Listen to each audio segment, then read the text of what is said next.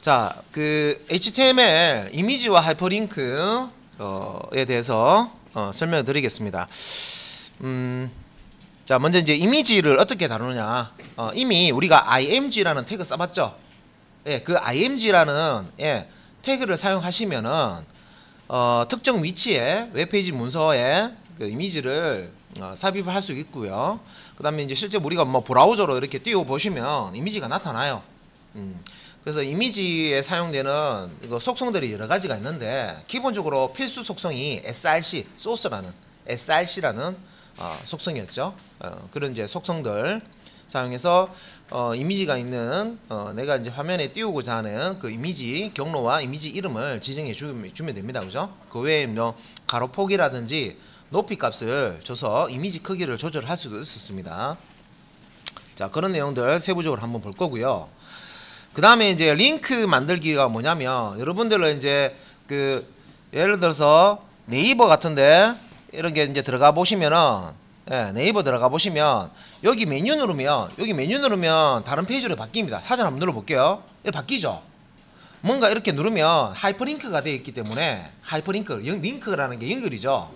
하이퍼링크가 되어 있기 때문에 이 부분을 누르면 이 부분과 연결된 페이지가 나타나는 겁니다. 그래서 내가 뉴스를 누르면 뉴스 페이지가 나오고 사전을 누르면 사전 페이지가 이렇게 뜨는 겁니다. 그리고 여기 뭐 할까요? 부동산 누르면 부동산 페이지가 뜨고, 그 다음에 쇼핑몰, 요 쇼핑 누르면 쇼핑몰 페이지가 뜹니다. 그죠? 자, 이렇게 웹사이트를 구성하는 것들은 웹페이지들인데 웹페이지와 웹페이지를 연결을 시켜 놓은 게 이게 이제 하이퍼링크죠. 링크라는 게 연결이잖아요.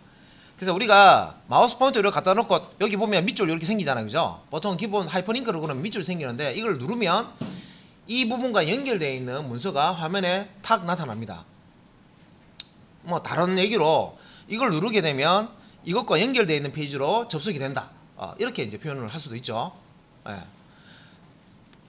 그래서 이렇게 이제 링크를 어떤 식으로 그 만드는지 세부적으로 링크 관련된 기술을 보실 거고요. 그 다음에 이제 SVG라는 이미지에 대해서 한번 보도록 하겠습니다. 자, 그 이미지는 말 그대로 우리가 이제 그림인데 그림은 우리가 그 파일 확장자를 보게 되면 확장자가 GIF, 요 GIF 이게 확장자 의미가요. 그래픽 인터체인지 폼이라는 요런 이제 그 단어에 처음 머리 글자 따서 GIF라고 지금 되어 있습니다. 그래서 우리가 이미지를 HTML 문서에서 다루는데 GIF가 뭔지 알고 다루셔야 되죠. 그죠? 내가 그래픽 쪽에 관심이 없더라도 내가 HTML 문서를 만들 때 GIF 그림도 있고 JPG도 있고 PNG도 있는데 이게 뭔지 알고나 써야 됩니다. 그죠? 그래서 GIF 이 이미지 파일의 특징이 뭐냐면 여기 이제 보시면 색상이 최대 그 그림을 그릴 때 쓸 수 있는 색상이요 256가지 뿐입니다. 자, 256가지 색상으로 사진은 표현 못해요. 실사라고 그러죠. 우리 그 텔레비전 보면 여기 보시면 이게 사려니 숲길이라고 되어 있는데 이런 식으로 숲을 이렇게 그리면요 그림같이 보여요. 무슨 말이죠? 그림을 이렇게 그리면 그림같이 보이는 거고, 이 GIF 말 그대로 아이콘, 그래서 아이콘 같은 거 만들 때 많이 씁니다. GIF 막 움직이는 거 있죠. 애니 GIF 있죠. 애니메이션 되는 GIF 그런 거. 자, 이제 그런 것들 만들 때 보통 쓰고요.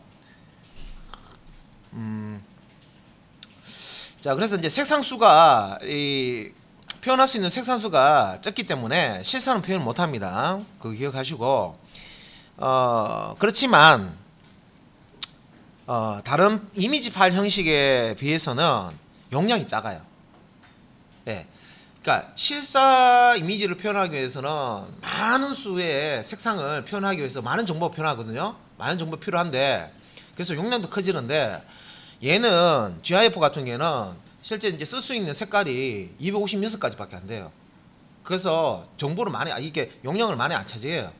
그림을 표현하는데도 실사는 표현 못하지만 그래서 간단한 이제 아이콘이나 배너 같은 거 있죠. 배너 아이콘, 배너, 블릿 뭐 이런데 보통 많이 씁니다. GIF. 움직이는 GIF 같은 거 있잖아요. 그냥. 웃기게 만들어 놓은 거죠. 예, 그런 거. 그다음에 이제 투명한 배경이나 자 움직이는 이미지를 만들 수 있는 장점이 있다. 자 만약에 게임을 만든다. 자 게임을 웹게임을 만든다. 자바스크립트 가지고 웹게임도 만드시거든요. 요즘에는 그게 예전하고 달라서 그 프로그래밍을 그 웹 환경에서 할 수 있는 그런 환경이에요. 예전보다 많이 좋아졌어요. 그래서 뭐 우리가 꼭 뭐 설치를 하고 사이트에 뭐 클라이언트 서버 설치를 해야 게임을 할 수 있는 게 아니라 웹상에서도 게임을 할 수가 있습니다. 웹게임이라고 또 있습니다. 게임 좋아하시는 분들은 한번 해보셨을 거예요. 그냥 브라우저로 접속만 하면 3D 게임 막 돼. 예, 그런 게 웹으로 이제 구현해 놓은 거예요. 예, 우리 홈페이지 접속하듯이 그냥 접속하면 웹 그냥 프로그램 되는 거예요. 게임이. 예. 그래서 그런데 보면 그러니까 투명 이미지, 그러니까 투명 배경, 그러니까 바탕에는 예를 들어서 뭐 어떤 산이 있고 강물이 흐르고 자동차 경주 뭐 이런 프로그램을 이제 작성했어요. 뭐 게임 프로그램을 작성했는데 그러면 막 산이 지나가고 나무도 지나가고 강물도 쭉 흘러가고 해야 되잖아요, 그죠? 거기 앞에 이제 자동차가 지나가는데 이런 자동차 요 캐릭터하고 배경하고 이게 어울리도록 하려 그러면 그 자동차의 그 배경을 투명으로 만들어서 겹쳤을 때 그 자동차의 배경 부분을요 그 이미지 그러니까 뭐 산이나 강이나 이런 것들에 싹 묻히도록 하려 그러면 이런 이제 투명 배경 처리하는 게 필요합니다. 예. 그래서 배경 처리 자 이게 되냐 안 되냐 따라 가지고 또 이제 그 이미지를 이제 GIF를 쓸까 말까 이렇게 결정하는 부분도 있습니다. 애플리케이션은 어떤 거를 만드냐에 따라서. 그 다음에 이제 JPG, 자 혹은 JPEG라고 합니다. 예. 자 여기 보면 조인트 포토그래픽, 그래서 여기 이제 보시면 포토그래픽 이렇게 읽으면 되죠, 그죠? 예. 익스퍼츠 그룹이라고 되어 있는데 요 이제 약자인데 보통 우리가 JPG라고 확장자 이렇게 봅니다. JPEG 혹은 JPG라고 되어 있는 게 JPG고요. 사진을 위해 개발된 형식이다. 자 사진 우리가 그래서 요즘에는 사진 이렇게 찍잖아요. 찍으면 지금 이제 JPG 뭐 이런 식으로 이제 그 사진이 나오는데 아주 예전에는 이 포맷을 안 쓰고 자체 포맷 써가지고 변환하고 이런 것도 있었거든요. 그러니까 지금은 요거 이제 사진 찍을 때 보통 사진 찍으면 대부분 다 JPG로 다 정돈되죠. 스마트폰에서 확인 안 해보셨나요? 스마트폰에서 사진 찍으면 JPG로 다 저장됩니다. 그래서 사진을 자 실사처럼 이제 표현을 하려 그러면요 많은 색상을 써야 됩니다. 그래서 트루컬러를 써야 되는데 이 JPG는 트루컬러 지원합니다. 그래서 GIF에 비해서 다양한 색상과 명암을 표현할 수 있기 때문에 사진을 표현하는 용도로 사용을 합니다. 그 다음에 저장을 반복하다 보면 화질이 떨어질 수 있다. 이거는 무슨 얘기냐면 단순히 저장만 반복하는 게 아니고요. 그러니까 이 이미지를 스케일을 이제 확대를 시킨다든지 툴을 사용해서 사진 편집 도구를 사용해서 확대를 시킨다든지 축소를 시켜서 저장을 해버리면 손실이라는 게 일어납니다. 손실. 원본 이미지에 대한 어떤 손실이 일어나요.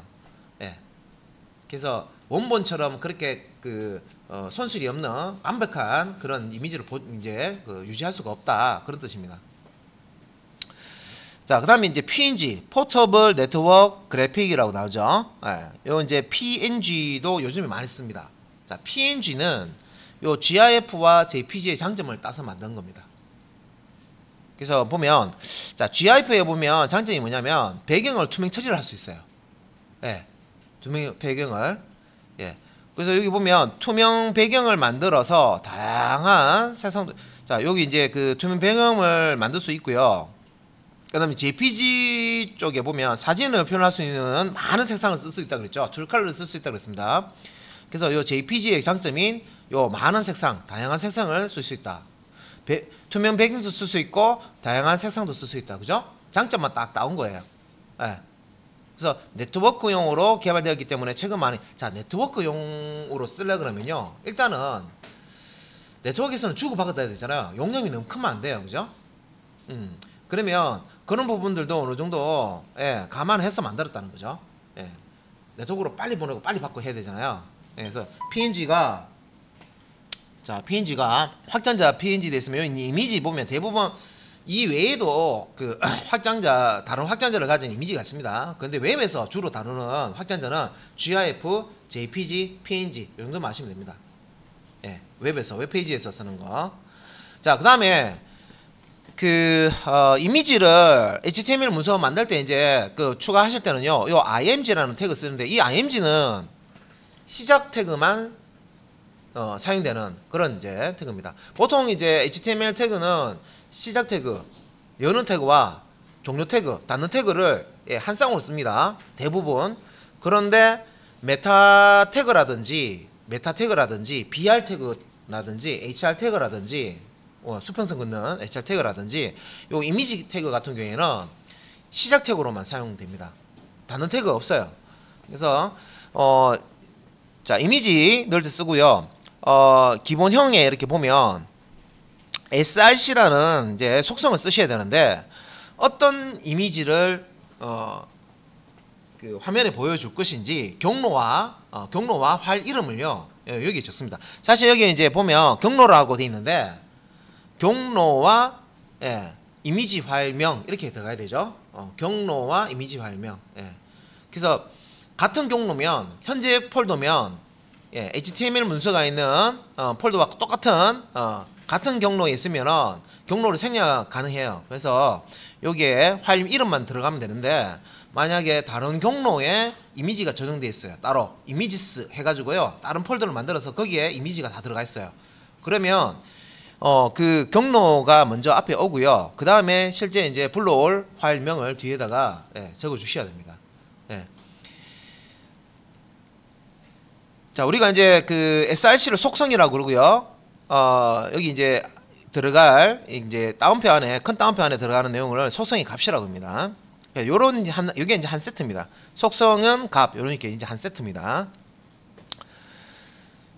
자, 여기 오른쪽에 이렇게 보시면 자 그림이 하나 나와 있는데 여기 보시면은 이미지 img입니다. img라는 태그를 쓰고요. src 속성 값으로 images /load.jpg에 있죠.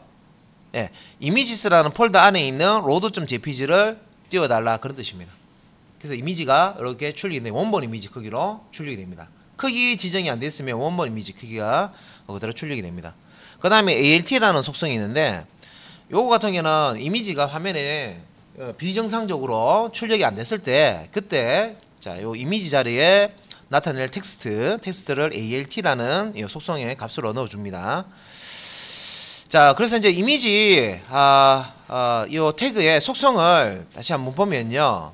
src 속성은 이미지 파일 경로를 지정한다. 그래서 웹 문서 파일의 위치를 기준으로 이미지 경로를 지정하는데 요게 좀 작긴 작은데요. img 띄우고 src는 해서 큰 다운표 안에다가 예, lotus.jpg 이렇게 들어가 있습니다.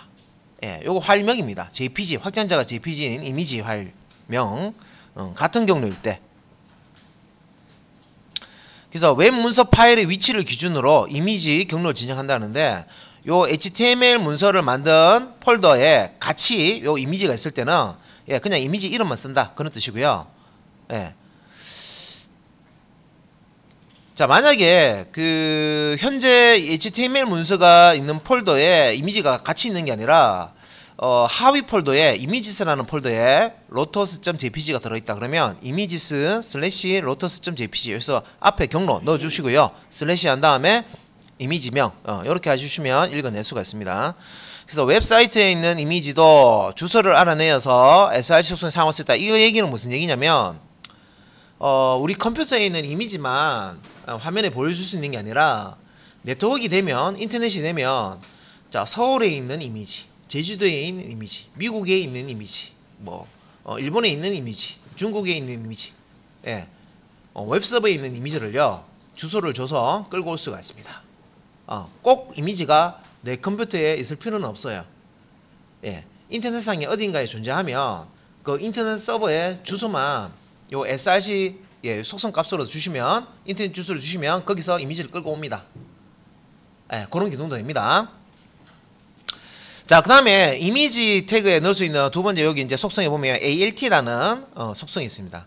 그래서 이미지를 설명하는 대체 텍스트라고 하는데 대체 텍스트를 자, 화면 낭독기가 읽어준다 했죠. 이거는 이제 우리가 웹 표준, 웹 접근성, 웹 호환성 이거 설명할 때 웹 접근성 부분입니다. 웹 접근성. 시각 장애가 있으신 분들이 스크린 리더를 장착을 해놓고요. 내가 인터넷을 하고 싶은데 화면에 뭐가 출력이 되는지 모르잖아요, 그죠? 그러면 여기 ALT에다가 그림에 대한 설명을요 쫙 적어 놓는 거예요. 그러면 스크린 리더가 자, 본 화면은 뭐 푸른 초원 위에 흰색 강아지 두 마리가 방울을 딸랑딸랑 흔들면서 뛰어다니면서 놀고 있는 장면 이런 식으로 해서 딱 설명을 넣어주면 스크린 리더가 읽어줘요. 음성으로. 내가 이 화면을 못 보더라도 일문서로 들을 수가 있죠. 그림을 듣는다는 거죠. 어떻게 보면 그림을 보는 건데 그림을 들을 수 있도록 해주는 거죠. 이런 파트 쪽에 아이템을 만들어서 이렇게 그 스타트업이나 이런 쪽에 하시는 분도 있습니다. 이런 쪽으로 연구하시는 분 있습니다. 자, 그 다음에 이미지를 표시할 수 없는 상황일 때 대체 텍스트 표시. 자, 또 하나가 더 있는데 용도가 네트워크상에 자, 전기줄에 예를 들어서 뭐 이렇게 참새나 이렇게 앉아 있다가 합선돼 가지고 부시직 해 가지고 그죠? 그런 경우도 있습니다. 그러면 그 순간에 그 신호선에 이렇게 흘러가던 그 신호가 어떻게 돼요? 변조가 되겠죠. 1이 0이 되고 0이 1이 되고 단순한데 그죠?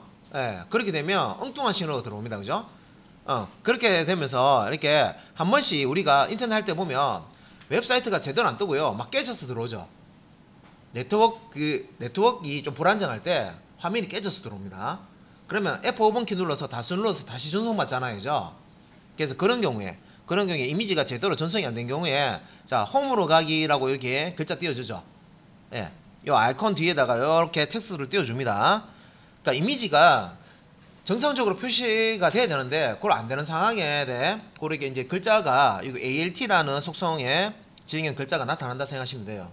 그리고 웹 접근성에서 이 그림을 볼 수 없는 사람이 귀로 들을 수 있도록 스크린 리더기가 이걸 읽어서 해줄 수 있도록 낭독기라고 되어 있죠. 그죠? 화면 낭독기 스크린 리더입니다.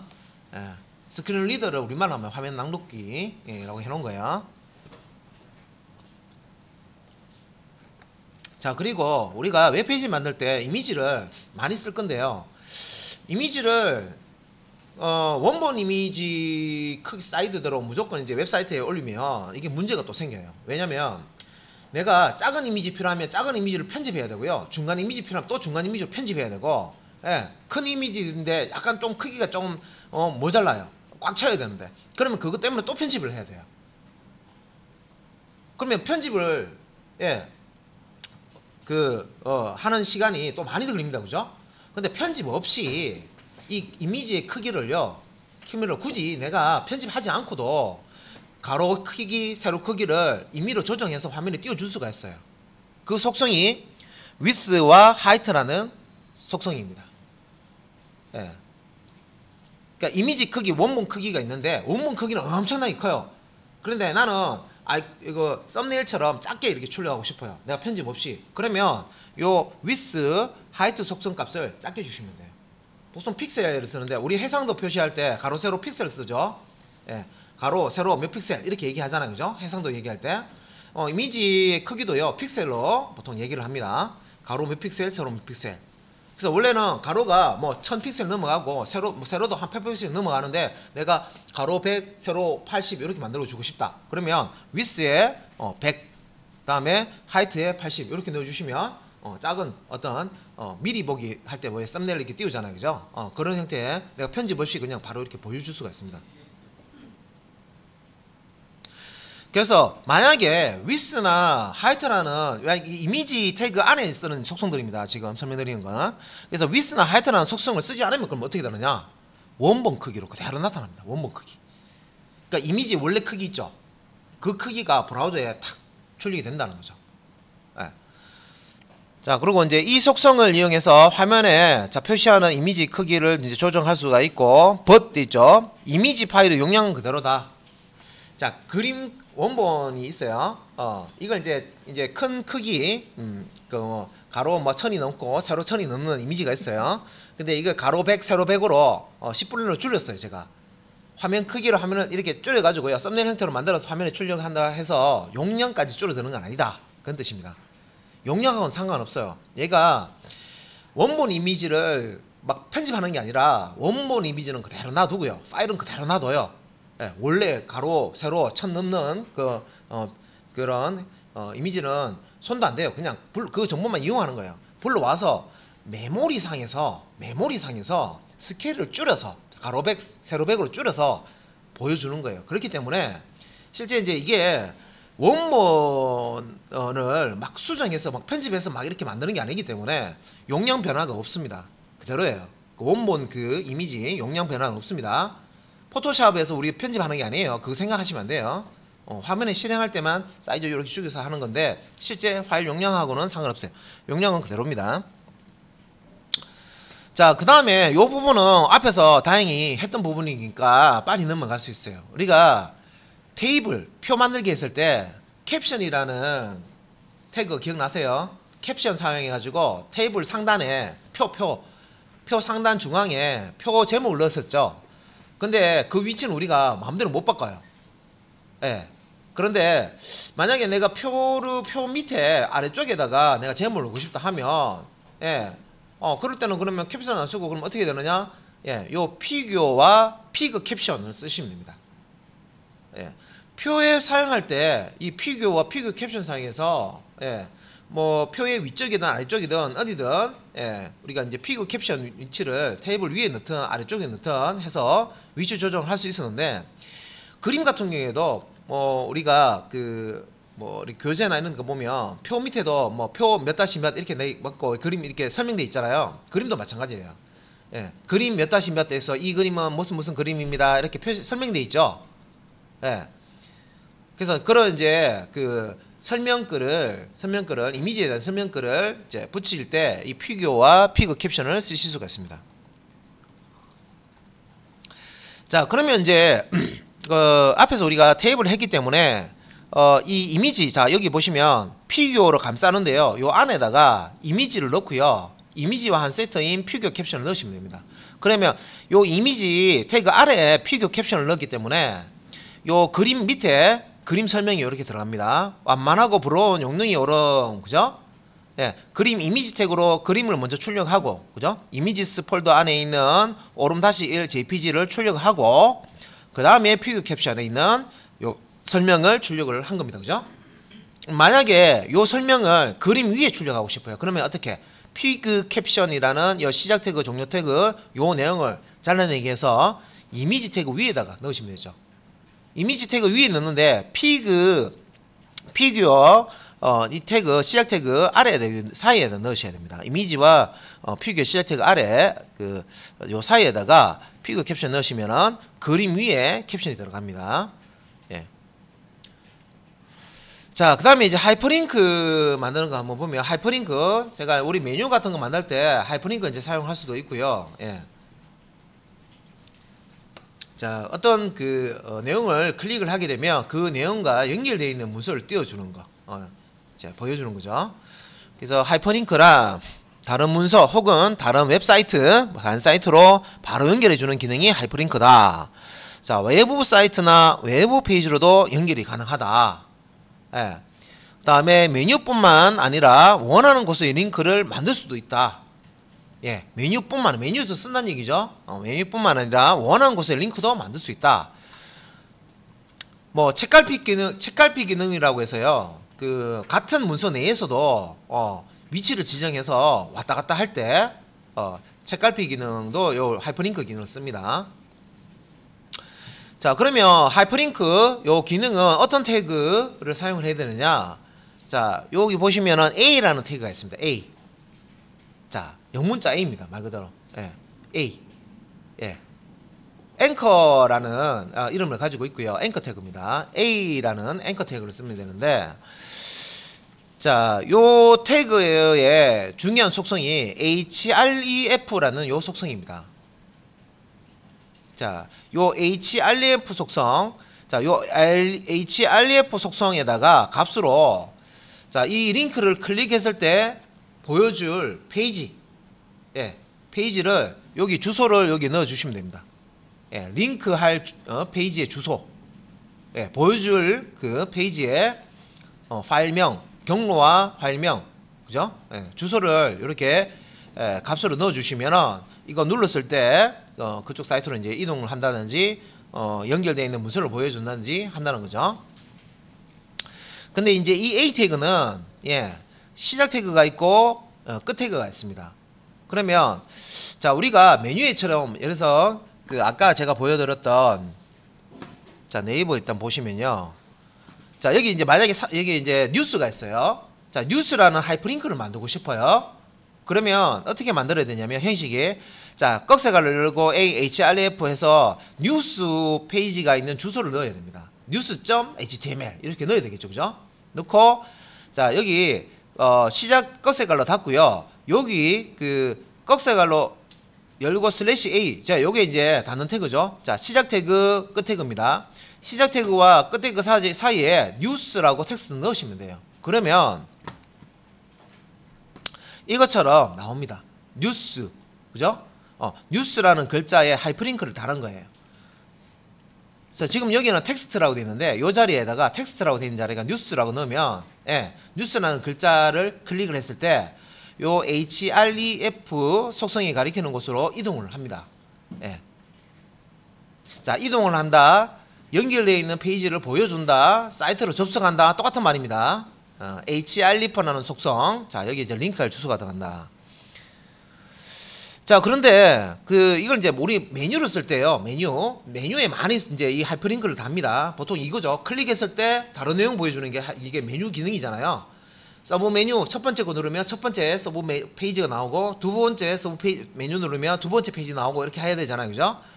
그래서 이제 그럴 때 그 메뉴를 조금 아름답게 꾸미기 위해서 이미지로 메뉴를 만드는 경우가 있어요. 이미지로 메뉴를 이렇게 그림을 그려가지고 폰트도 이쁘게 만들어서 그렇게 이제 작업해서 메뉴를 만드는 경우가 있는데 그러면 이미지의 하이퍼링크는 어떻게 하느냐? 우리 이미지 태그 앞에서 배웠습니다, 그죠? 요 이미지 태그를 여기 안에 넣어 주시면 돼요. 자, A 시작 태그와 종료 태그 사이에다가 이미지 태그를 넣어 주시면 돼요. 자, 태그 안에는 또 다른 태그를 넣을 수 있다, 그죠? 태그 안에는 또 다른 태그를 넣을 수 있습니다. 그렇듯이 요 이미지 태그 안에 이미지를 넣으시면 되겠습니다. 자, A 태그에다가 이미지 태그를 넣으시면 이 그림을 클릭을 하면 예, 요 href 자, A 앵커 태그에 href 속성이 가리키는 것으로 예, 이동이 됩니다. 그래서 반드시 href 속성을 함께 사용해서 어떤 대상으로 연결된지 알려줘야 됩니다. 라고 해놨죠, 그죠? 예. 요거 클릭하면 어디로 연결될 것인지 요 href 속성을 사용해서 지정해줘라. 그런 뜻입니다. 자, 그 외에 자, A 태그, 자, 링크 태그, 하이퍼링크를 걸 때 앵커 태그를 쓰는데 요 A라는 태그에서 쓸 수 있는 속성이 어떤 게 있는지 이제 보도록 하겠습니다.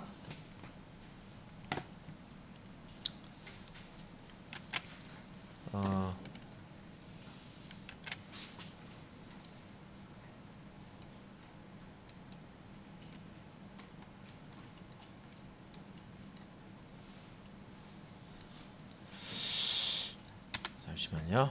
일단은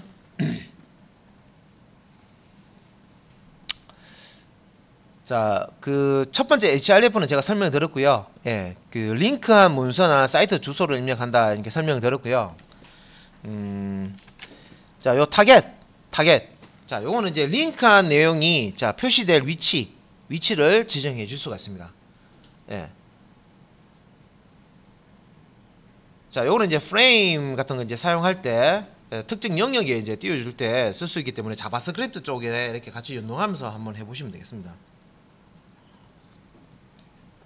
그 다음에 다운로드라는 속성이 있는데 자, 링크한 내용을 보여주는 것이 아니라 다운로드 용도로 쓰겠다 할 때 쓰는 속성입니다. 예. 그 다음에 자, rel이라고 되어 있죠. 자, 현재 문서와 링크한 문서의 관계를 알려주는 속성입니다. relation. 예, REL, relation.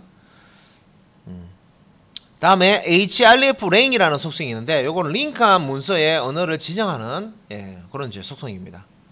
그 다음에 타입이라는 속성이 있는데 링크한 문서의 자, 파일 유형을 알려주는 속성입니다. 자, 거기서 제일 중요한 거는요, 요 href 속성입니다. 다른 거, 그러니까 이거는 이제 옵션입니다. 옵션. 기본적으로 우리가 하이퍼링크 기능을 쓴다 하면 A 태그에 href만 지정을 하시면 기능이 실행이 됩니다. 그 외에 이제 이런 속성들이 있다는 거죠. 자, 제일 중요한 거는 href 요 속성입니다. 링크한 문서나 사이트의 주소를 입력을 하게 되면 이쪽으로 우리가 클릭했을 때 이동이 되는 겁니다. 자, 그러면 이 앵커 태그의 그 속성 중에 타겟 속성 부분만 다시 한번 볼게요. 자, 요 타겟 속성은 자, 새 탭에서 링크 열기 할 때도 쓸 수가 있고요. 다른 어떤 영역에 링크 내용을 출력할 때 보통 쓰는 겁니다. 그래서 다른 사이트로 링크하거나 현재 페이지로 표를 유지한 상태에서 자, 링크 페이지를 표시할 때 혹은 이제 현재 페이지는 그대로 유지하면서 새 창이나 새 탭을 표시할 때 요 타겟 속성을 쓰실 수가 있습니다. 자, 여기서 이제 사용할 수 있는 값이라고 했어요. 자, 여기 그 빼기가 아니고요. 언더바입니다. 언더바 밑줄 블랭크. 예, 요거는 링크 내용이 새 창에 자, 새 탭에서 열립니다. 자, 창이 하나 새로 딱 브라우저에서 열리면서 그 창에 하이퍼링크를 출력하고 싶다 하면 언더바 블랭크라는 blank라는 밑줄 blank라는 값을 타깃 값으로 넣으시면 돼요. 자, 그 다음에 이제 셀프. 자, 언더바 셀프. 자, 요 속성 값은 타겟 속성의 기본 값으로 링크가 되어 있는 화면에서 출력이 된다. 라고 됐습니다. 그 다음에 언더바 페런트. 프레임을 사용했을 때, 자, 링크의 내용을 부모 프레임을 승한다. 예. 자, 부모 프레임이 있어야지 확인할 수 있습니다. 자, 언더바 탑은 프레임을 사용했을 때, 자, 프레임을 벗어나 링크 내용을 전체 화면에 표현하고 싶을 때, 예. 자, 언더바 탑을 쓸 수가 있습니다. 자, 요거는 이제 조금 복잡한 페이지 만들 때, 이제 그런 때 이제 사용을 하는 겁니다. 자, 그래서 여기 이제 HTML 태그, 기본 예제를 한번 보면, 자, H1 태그 제목 출력했죠. 자, 여기 밑에 보시면 텍스트 링크 만들기 제목 H1 태그 사용했고요. 자, 그 다음에 P 태그 나왔네요. 자, P 태그 문단으로 표시해주죠. 자, 여기도 P 태그입니다. 문단으로. 자, 두 문단입니다. 그죠? 자, 위의 내용과 아래 내용을 구분해 줍니다. 빈줄을 넣어서 문단은. 자, P 태그 안에 하이퍼링크를 넣었는데, 자, 요 하이퍼링크를 보니까, 자, 시작 태그 A 태그 있고요. 끝 태그 A 태그 있습니다. /A. 그래서 여기 보면, 자, 문자열이 이렇게 들어가 있죠. 요 부분입니다. 지금 이제 두 줄로 나와 있지만, 사실 이제 화면에는 한 줄로 나와 있죠. 요 부분입니다. 예, 요 부분. 요 부분을 마우스로 클릭을 하게 되면 요 홈페이지로 접속해라 그런 뜻입니다. href라는 속성이 가지고 있는 값이요. 홈페이지 주소죠. 홈페이지 주소이기 때문에 요 문자열을 클릭을 하게 되면 이 홈페이지로 접속해라 그런 이제 의미가 됩니다. 예. 자, 그리고 아래쪽에도 보면 자, 요 A 태그 시작 태그와 자, 요 /A 자, 종료 태그 사이에, 단어 태그 사이에, 자, 요렇게 문자열이 있죠. 그래서 요 문자열을, 요 문자열이죠. 마우스로 클릭을 하게 되면, 자, 여기 A 태그 안에 있는 href 속성이 가리키는 요 인터넷 주소로 접속을 하는데, 아까하고 또 뭐가 다르냐면, 속성을 하나 더 사용했어요. 타겟이라는 속성을 여기 한 칸 띄워야 됩니다. 예. 속성을 여러 개 쓸 때는요, 속성과 속성 사이를 이렇게 한 칸 띄워 주셔야 됩니다. 그래서, 타겟 은 언더바 블랭크 해서 큰 따옴표 안에다가 언더바 블랭크 넣었죠. 요 블랭크는 자, 링크된 내용을 띄워줄 때 현재 창에 띄우는 게 아니라 새 창에다가 띄워달라. 자, 그런 의미가 있어요. 그러면 새로운 브라우저 창이 하나 뜨면서 그 창에 요 경로 홈페이지 주소 내용이 새로운 창에 이렇게 출력이 됩니다. 기존 창은 그대로 놔두고요. 새로운 창에 출력이 됩니다. 요 내용이 사이트 내용이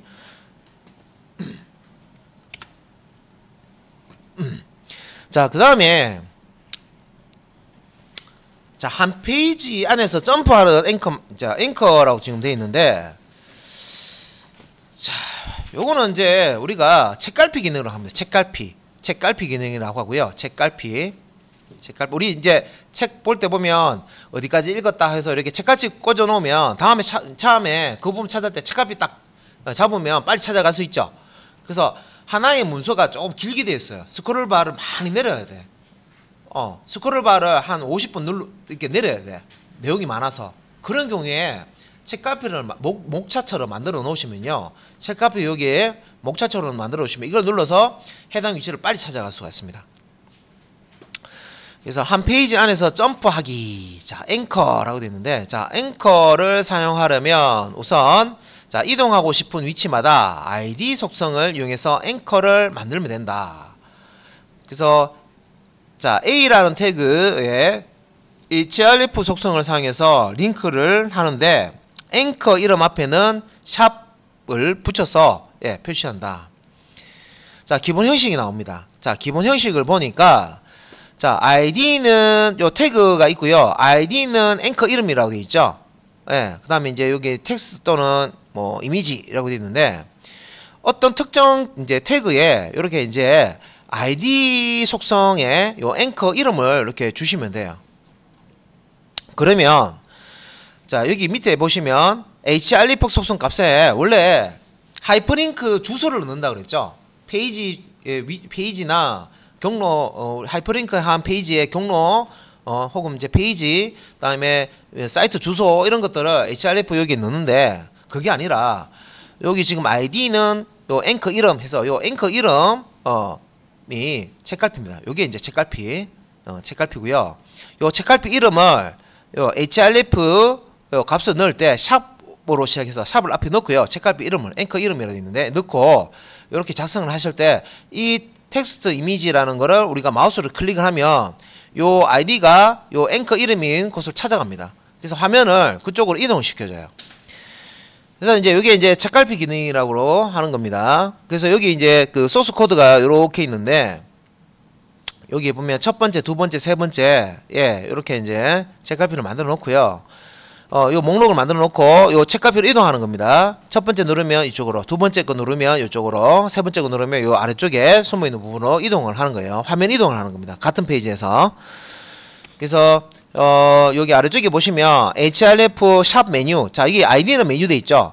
이 부분을 클릭을 하면 하이퍼링크 돼 있는 이 부분을 메뉴로라고 돼 있는 부분을 클릭을 하게 되면 다 어디로 이동합니까?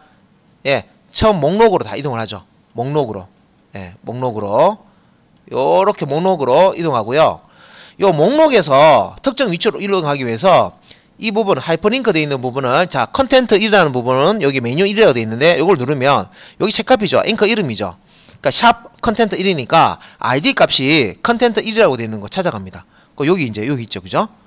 얘를 클릭을 하면 이쪽으로 화면 이동이 되고 자, 여기 샵 컨텐트 3이라고 되어 있는 href 값이 샵 컨텐트 3이라는 여기 이제 앵커 이름입니다. 앵커 이름인데 ID 값이 자, 밑에 보시면은 컨텐트 3이라고 되어 있는데 이 부분이 있죠. 그래서 여기서 마우스 클릭을 하게 되면 요 아래쪽으로 이동이 되게 됩니다. 자, 요거는 실습을 한번 해보셔야 이해를 하실 수가 있습니다. 같이 실습 한번 해보실 거고요. 자, 그 다음에 요것도 이제 링크 만드는 건데 우리가 이제 이미지 맵이라는 게 있습니다. 이미지 맵. 이미지 맵.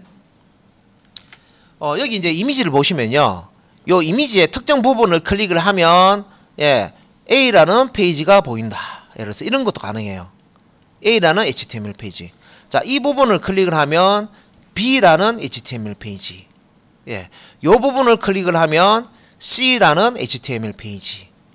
요 부분을 클릭을 하면 D라는 HTML 페이지로 링크된다. 이런 식으로 그림의 특정 위치를 마우스 포인터로 갖다 대면 얘가 인식을 해요. 인식을 해서 마우스를 클릭을 하면 여기에 링크는 이미지의 특정 영역과 링크가 되어 있는 페이지를 이렇게 띄워서 그 페이지 내용을 보여줍니다. 요걸 우리가 이미지 맵이라고 합니다. 이미지 맵을 만들 수가 있는데 이미지 맵도 하나의 링크의 한 종류입니다. 그래서 요거를 이제 만들 때 에어리어 태그를 이제 쓰시고요. 자, use map이라는 속성을 쓰시면 됩니다. 그래서 자, 여기 이제 맵이라는 태그가 이렇게 있는데 요 맵 네임을요, 맵 이름을 주시고요. 여기에다가 에어리라는 요 태그를 사용을 하죠. 하고 자, 요 이미지가 여기 아래쪽에 있는데 실제 여기 띄워주는 그림은 이미지 태그. 우리가 화면에 그림 출력할 때는 img라는 이미지 태그를 씁니다. 그래서 요 이미지를 띄워주는데 요때 이미지의 이름, 경로와 이름을 src 속성으로 주고요. 그 다음에 요 이미지의 어떤 좌표 정보가 이렇게 기록이 돼야 됩니다. 그래야 이 부분 누르면 에러 가라, 이 부분을 빌어 가라, 이게 가능하죠. 그래서 맵 좌표 정보가 어디 있는지를 useMap이라는 속성에 이렇게 지정해 줄 수가 있어요. 그래서 useMap은 한 다음에 다운표 안에다가 샵 맵 이름 있죠, 그죠? 맵 이름을 찾아가면 요 위기 보시면 맵 태그에 지정을 해놨습니다. 그래서 맵 태그에서 이 좌표라든지 이런 것들을 다 지정을 해 놓을 수가 있습니다. 그래서 이제 요 에어리어 태그의 속성들을 보면 자, ALT 사용할 수가 있고요. 요 안에 그래서 대체 텍스트 지정 가능하고요. 자, 여기서 이제 그 글자가 좀 작은데 여기에 이제 좌표를 시작 좌표와 끝 좌표를 넣어주는 코드스라고 지금 되어 있는데 요게 이제 그 좌표 속성이고요. 그 다음에 다운로드라고 되는데 링크를 클릭했을 때 자, 문서를 다운로드 할 때 이제 사용하는 속성이고요. 요것도 이제 href라고 지금 돼 있죠. 앵커 태그처럼. 요건 이제 문서를 링크를 한다 그러면 그 이제 문서 경로를 적어줍니다. 웹사이트 주소가 와도 돼요. 그 다음에 이제 미디어 속성이 있는데 자, 링크 문서를 자, 어떤 미디어에 최적화 시킬지를 지정해 줄 수가 있고요. REL 릴레이션이죠. 그래서 현재 문서와 링크 문서 사이의 관계를 지정할 수가 있습니다. 자, 여기 이제 속성 값으로 여러 가지가 이렇게 쓸 수가 있다 나와 있고요. 그다음에 shape라고 해서 자, 링크로 사용할 영역의 형태. 디폴트도 있고 렉탱글도 있고 서클도 있고 폴리라고 지금 되어 있는 부분이 있죠. 그 다음에 이제 타겟, 폴리곤 같은 경우에는 좌표를 직접 우리가 만들기는 힘들어요. 그러니까 툴을 사용해야 됩니다. 그 다음에 그 타겟이라고 해서요, 링크를 표시할 대상을 지정을 한다. 그렇게 했습니다. 그래서 여기 값은 앞에 우리가 하이퍼링크 앵커 태그에서 사용했던 밑줄 블랭크나 밑줄 펠런트, 밑줄 셀프, 밑줄 탑 혹은 프레임 이름을 넣을 수가 있습니다. 그 외에 이제 타입이라는 속성이 있고요. 링크 문서의 미디어 유형을 지정할 수가 있습니다. 자, 상당히 많은데요. 사실 이제 요거는 예전에 많이 썼었어요. 많이 썼었고 지금도 지원을 하는데 이 폴리곤을 사용해서 좌표 지정하는 거는요, 우리가 텍스트 에디터에서 작업을 못합니다. 툴을 써야 됩니다. 툴을 사용해서 만들어야 돼요. 이 부분은. 이 부분은. 그래서 우리가 할 수 있는 거는 그러면 폴리곤 말고요, 그냥 사각형이나 동그라미 영역을 만들어서 쓰는 방법인데, 자, 여기 보시면 요 형식이 나와 있어요. 자, 여기 맵이라고 되어 있는 부분만 보시면 요게 맵입니다. 이미지가 있죠. 자, 이 이미지를 어떤 영역을 클릭했을 때 어디로 가라 하는 정보를 어디에 담고 있느냐. 자, useMap 속성에 자, favorite이라고 되어 있죠. 샵 favorite. 요게 자, 지도 정보입니다. 지도. 자, 지도. 자, 이 그림과 연동이 되는 지도 이름이 favorite라는 지도라는 거죠. 그러니까 요 지도 이름을 딱 찾아가면 맵의 이름이 favorite이라는 거를 찾아가면 여기에 자, 이 그림상의 어떤 영역, 좌표 정보가 들어가 있고요. 해당 영역, 좌표를 이용해서 클릭했을 때 연결되는 문서가 뭔지를 지정해 줄 수가 있습니다. 자, 여기에서 보면 다시 자, 에어리어라고 되어 있는 게 지금 두 개가 있어요. 그러면 요 첫 번째 쉐입은 렉탱글이고요. 두 번째 쉐입도 렉탱글 사각형이죠. 자, 첫 번째 사각형, 두 번째 사각형입니다. 그래서 여기 10,10은 우리가 이제 사각형 표현할 때 좌측 상단 점 요 점하고요, 우측 하단 요 점 두 개의 점을 사용해서 이 좌표 요 대각선을 잇는 가로 세로를 연결하는 사각형을 만들어 줍니다. 예, 좌표죠. 두 개의 좌표만 주면 이 사각형을 그릴 수 있습니다. 그죠? 좌표입니다. 요건 첫 번째 점, 요거는 두 번째 점. 요거 XY, 요것도 XY 좌표입니다. 두 번째 점. 요 첫 번째 점에 XY, 두 번째 점에 XY. 요거를 연결하는 사각형이 만들어져요.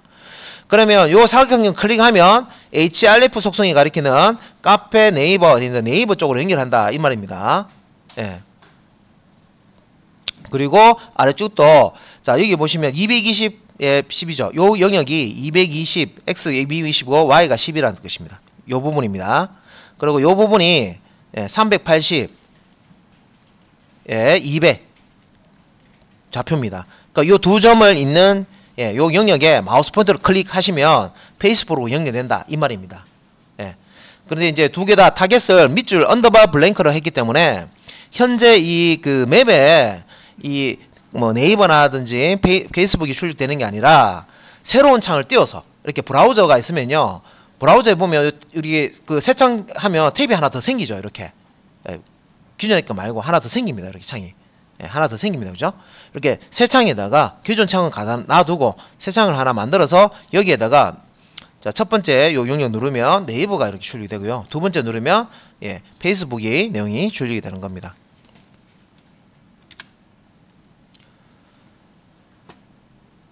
SVG 이미지라는데 요거는 여기 밑에 보시면 이것도 이제 약자입니다.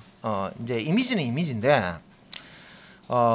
우리가 이제 벡터 그래픽 이미지라고 해서 여기 이제 스칼러블 여기 이제 그 벡터 그래픽스 이렇게 되죠. 스케일러블 벡터 그래픽스라고 해서 스케일 여기 한글로 들어가죠. 스케일러블 벡터 그래픽 이렇게 해놨죠, 그죠? 그래서 이미지를 그 확대하거나 축소하더라도 테두리가 원래 깨끗한 상태로 유지되는 벡터 이미지라는데 이게 일러스트레이터라고 해서 그 툴이 있어요. 포토샵하고 같이 나오는 이제 그래서 그 일러스트레이터를 그래픽 하는 친구들이 이제 배우는 이유는 뭐냐면 이런 것 때문에요. 그러니까 이미지를 확대를 하든 축소를 하든 이 깨끗한 형태로 그 이미지가 그대로 출력이 돼요. 그래서 기존에 우리가 알고 있는 이런 JPG나 PNG 같은 거는 확대를 하면요 계단 현상 같은 게 생깁니다.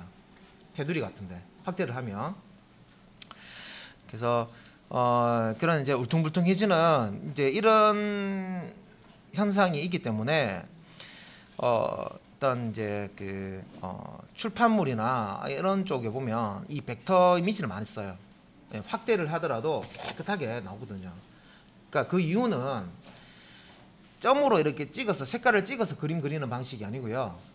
비트맵 방식이라고 그러는데 점으로 이렇게 그림을 하나하나 이렇게 찍어가지고 색상으로 이렇게 넣어가지고 그렇게 그리는 방식이 아니라 이 벡터 이미지 같은 경우에는 수식으로 했습니다. 수식. 사인 고스, 코사인 고스 아시죠? 네, 사인, 코사인 고스 우리 그 수학 시간에 배웠잖아요. 그런 것처럼 우리 사인, 코사인 그 공식을 넣으면 그 그래프 이렇게 그리잖아요. 그런 것처럼 수식이 들어가 있어요. 수식이. 그래서 수식이기 때문에 이 수식은 이거를 확대하든 득대하든 거기에 파라미터 값만 주면 되잖아요. 그죠? 그러면 그 파라미터 맞게끔 다시 수식에 대한 그 결과값이 이렇게 그리면 그려져요. 이렇게 공식에 의해서. 그렇기 때문에 얘는 많이 축소를 하든 많이 뭐 이렇게 확대를 하든 이 테두리가 깨끗하게 보이는 겁니다. 보통 이런 그 파일을 어디서 쓰냐면 로고 같은 거 만들 때 로고 같은 거 만들 때 디자인 작업 직접 이렇게 할 때 일러스트레이터를 쓰는데 일러스트레이터 같은 거 작업할 때는 이제 이런 부분이 이제 염두에 두고 이렇게 일러스트레이터를 사용하는 겁니다. 그 외에는 보통 포토샵 많이 쓰시죠. JPG나 PNG 이런 걸로 만들어 가지고 보통 많이 쓰시는데 그래서 이런 이제 벡터 이미지가 필요할 때, 자, 로고나 아이콘에서 많이 이제 사용된다고 그랬죠. 그죠? 로고 같은 거, 회사 로고 같은 거 만드는 거. 데이터의 시각화에서 차트나 다이어그램, 지도 등을 구현할 때 많이 쓴다. 왜 그럴까요? 확대 축소 많이 하거든요. 확대 추수할 때 그림이 깨지지 않고 예, 확대하더라도 깨끗하게 나오니까 벡터 이미지를 쓰는 거죠. 예. 그래서 여기에 보면 시각화 라이브러리가 있는데 D3JS라는 게 있고요. 뭐 그 외에도 이제 이런 예, 그 라이브러리 시각화 라이브러리가 있습니다. 다음에 이런 이제 이미지 태그 사용해서 자 파일 형태로 삽입할 수도 있고, 자 태그를 이용해서 직접 만들 수가 있습니다. 요 실제 이제 우리 태그를 이용해서 요 벡터 그래픽을 표현을 할 수도 있습니다. 다음에 일러스트레이터, 포토샵, 예, 요거는 이제 프로그램 이름입니다, 그죠? 그래서 제작, 편집도 할 수가 있다. 자 여기서 img, 자 이미지라는 태그를 사용해서 svg 파일을 삽입하는 예인데요.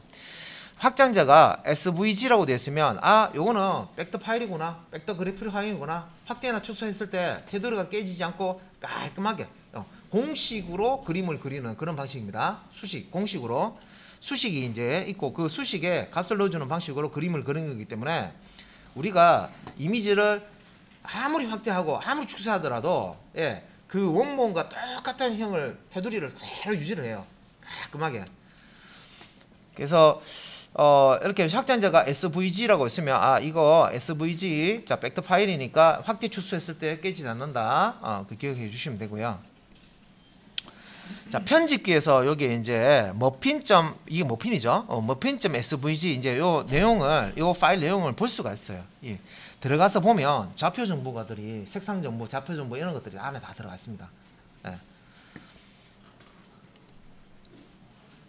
자 그래서 일단은 여기 svg 이미지까지 제가 설명을 다 들었어요. 그래서 자 이미지 일반적인 우리가 비트맵 이미지라고 그러는데 비트맵 이미지, 예, 비트맵 이미지 하고요. 벡터 이미지 svg라는 확장자를 가지고 있는 예, 그 다음에 링크, 하이퍼링크 그런 거, 예, 이 하이퍼링크 안에 앵커라는 태그는 쓰지만 우리가 이제 그 이미지 맵이라는 것도 사용을 해봤습니다. 이미지 맵, 맵 안에 에어리어라는 걸 넣고요. 예, 그래서 이제 이미지 맵이라는 것도 쓸 수가 있다.